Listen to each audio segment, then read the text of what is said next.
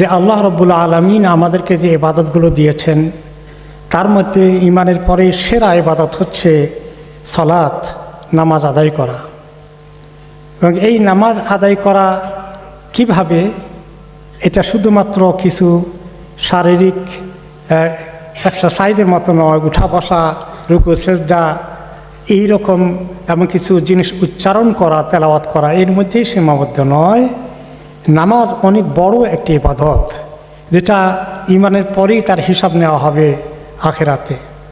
এবং এই ইবাদতটার মধ্যে আল্লাহ তাআলা অনেক মজা রেখেছেন। এটা ঈমানের স্বাদ আছে এর মধ্যে। আল্লাহ তাআলার সঙ্গে সম্পর্ক গভীরভাবে ঠিক করার একটা চমৎকার সুযোগ।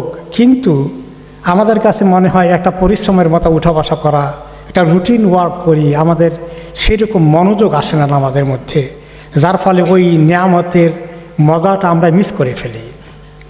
এবং এই নামাজ হচ্ছে আল্লাহ তাআলার সঙ্গে আমাদের সাক্ষাৎ চোখে দেখি না, কিন্তু কথাবার্তা হচ্ছে ওনার সাথে।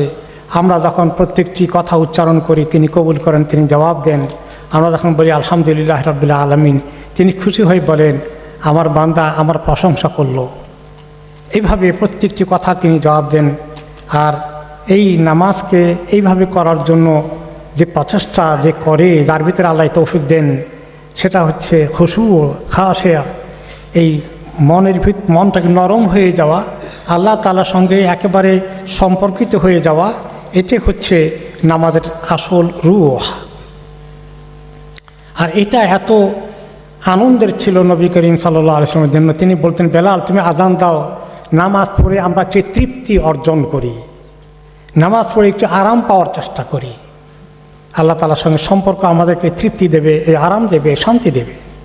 তিনি আরও বলেছেন, আমার জন্য আল্লাহ তাআলা নামাজের মধ্যে আমার চক্ষু শীতল হওয়ার ব্যবস্থা রেখেছেন, যে হৃদয়টা ঠান্ডা হওয়ার ব্যবস্থা রেখেছেন।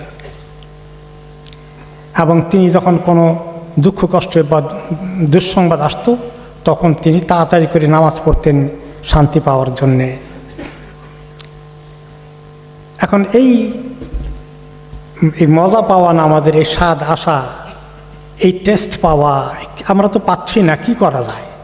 এর জন্য আমাদের অনেক প্রচেষ্টা চালাতে হবে, সংগ্রাম সাধনা করতে হবে। এবং আল্লাহ তাআলা বলেছেন, যারা আমার রাস্তায় আমাকে পাওয়ার জন্য এরকম করে যারা কী করে, খুব প্রচেষ্টা করে, অনেক চেষ্টা চালায়, নিজের মনকে ঘুরিয়ে আল্লাহর দিকে আনার চেষ্টা করে, আমি অবশ্যই তাদেরকে হেদায়েত দেব। আল্লাহ তাআলা তো এরকম নেককার লোকদের সঙ্গেই থাকেন। তো এই যে নিয়ামত, এই নিয়ামত অনেক সময় নামাজে আমরা হারিয়ে ফেলি। যখন নামাজ শেষ করি, আমাদের নামাজে যখন এই খুশুটা মিস হয়ে যায়, মনোযোগ চতুর্দিকে চলে যায়, একদম এক তরফ আল্লাহর দিকে মুখ করে এক তরফ আল্লাহর মুখাপেক্ষি হয়ে থাকতে পারি না, তখন আমরা নামাজ শেষ করলে কতটুকুন পাই। একটা হাদিসে তিনি বলেছেন, কোনো ব্যক্তি আছে নামাজে তার 10 ভাগের 1 ভাগ টিকে মাত্র, কারো 9 ভাগের 1 ভাগ, কারো 8 ভাগের 1 ভাগ, কারো 7 ভাগের 1 ভাগ, এত অল্প পরিমাণ টিকে, বাকিটা পেল না, লুজ হয়ে গেল। এবং এই যে আমরা নামাজের মধ্যে মনোযোগ দিতে পারি না, চোখটা মাঝে মধ্যে এদিক ওদিক চলে যায়। এই বিষয়ে আয়েশা রাদিয়াল্লাহু আনহা জিজ্ঞেস করলেন, ইয়া রাসূলুল্লাহ, নামাজের মধ্যে এদিকে চোখ একটু এদিক সেদিক চলে গেলে এটা যায় কেন, এমন হয় কেন? আমরা তো একটু মনোযোগ দিতে চাই। তিনি বলেন, ওটা শয়তান বসে থাকে, আমাদের নামাজ থেকে কিভাবে কতটুকুন সে ছিনিয়ে নিতে পারে। একটু মনোযোগ লুজ করলে এটা সে হাইজ্যাক করে নিয়ে গেল। সে অপেক্ষায় থাকে মনোযোগের কমতি হলো কিনা। আর এই মনোযোগ দিয়ে যদি খুশুর সাথে মনকে নরম করে আল্লাহর সঙ্গে সম্পর্ক স্থাপন করে নামাজ পড়া যায়, হাসান বসরি রাহমাতুল্লাহি আলাইহি বলেছেন, এরকম নামাজ যদি পড়তে পারো, তাহলে মনে রেখো দুনিয়া এবং তার মধ্যে যত কিছু আছে তার চেয়ে সর্বোত্তম জিনিসটা তুমি পেয়ে গেলে। আর যদি এটা মিস করে ফেললাম, দুনিয়ার অনেক কিছুর মালিক হয়ে গেলাম, কিন্তু আসল জিনিসটা আমার জুটলো না। সেই জন্য আল্লাহ তাআলা কি বলেছেন, ওই মুমিনরাই সফল কাম হবে যারা নামাজের মধ্যে তাদের মনটা আল্লাহর দিকে ঝুঁকে যায়, নরম হয়ে যায় আল্লাহর ভয়ে। তো এখন কিভাবে এই খুশুকে ধরে রাখা যায়, আল্লাহর ভয় খুশু আমাদের দিলে আসে? এক নম্বর হলো যে একদম ইখলাসের সাথে মনকে আল্লাহর দিকে মোতাবাজ্জে করে নিজের মন থেকে সব সরিয়ে নিয়ে, এটা একটি অভ্যাস মতো পড়ি, সবসময় না 5 ওয়াক্ত পড়তে হয়। নামাজ না পড়া তো বড় গুনাহ, কী করব, বাধ্য হয়ে পড়তে হয়, ব্যস্ত থাকলেও পড়া লাগবে, পড়ি আর কি, না পড়লে তো শাস্তি হবে।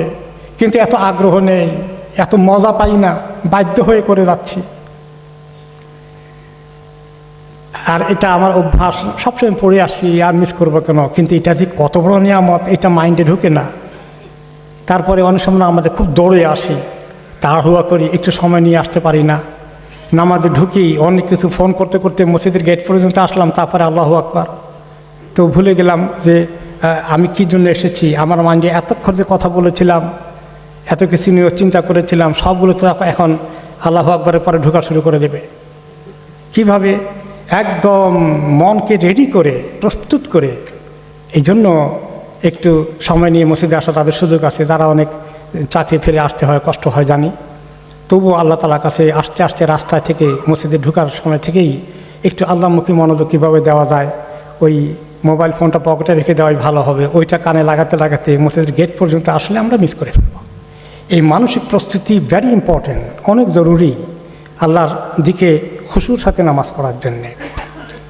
আলী রাদিয়াল্লাহু আনহু, ওনার অবস্থা ছিল যখন নামাজের ওয়াক্ত হয়ে যেত, ওনার চেহারার রঙটা পরিবর্তন হয়ে যেত, লালচে হয়ে যেত, কি একটা টেনশন শুরু হয়ে যেত। বলে যে আপনি এত অস্থিরতা কেন? বলে আরে নামাজের ওয়াক্ত এসেছে, আল্লাহর আমানত, যেটা আকাশ জমিনকে তিনি দিতে চেয়েছেন তারা নেয়নি, আমাদেরকে দিয়েছেন। আল্লাহর আমানতকে আমি ঠিকমতো পালন করতে পারবো, এই চিন্তা আমার মাথায় ঢুকে গেছে। তাহলে নামাজের খেয়াল এভাবেই নামাজের আগে মাথায় চলে আসলো। এটাই হলো মানসিক প্রস্তুতি।